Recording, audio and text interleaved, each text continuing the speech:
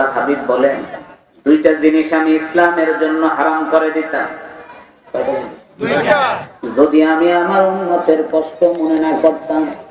উম্মতের এক নাম্বার জিনিস বিবিকে তালাক দেওয়া। বিবিকে কি দেওয়া?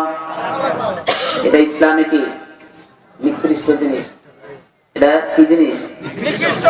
দুই নম্বর জিনিস মানুষের কাছে ভিক্ষা চাওয়া। মানুষের কাছে কি চাওয়া? কিন্তু ভাই আল্লাহ যেন আমাদেরকে তালাক থেকে দূরে রাখে এবং ভিক্ষা থেকে দূরে রাখে।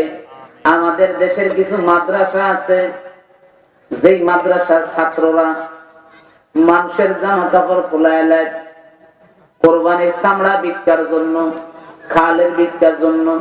আল্লাহ নবী কয় এই দুইটা জিনিস আসল কথা হইল তাদের চাইতেও শরম লাগে না, শুধু খালি কয় দিয়া যান ডিসিট একটা লইয়া আছে কিনা। কারণ তাদের লজ্জা কম, তার কারণ হইল তাদের ঈমানের শক্তি কম, আল্লাহর হাবিবের মুহাব্বত কম। এই জন্য সুন্নি ছেলেদেরকে দিয়ে কখনো এইভাবে চান্দা ভিক্ষা করানো যাবে? বুঝতে পারছেন?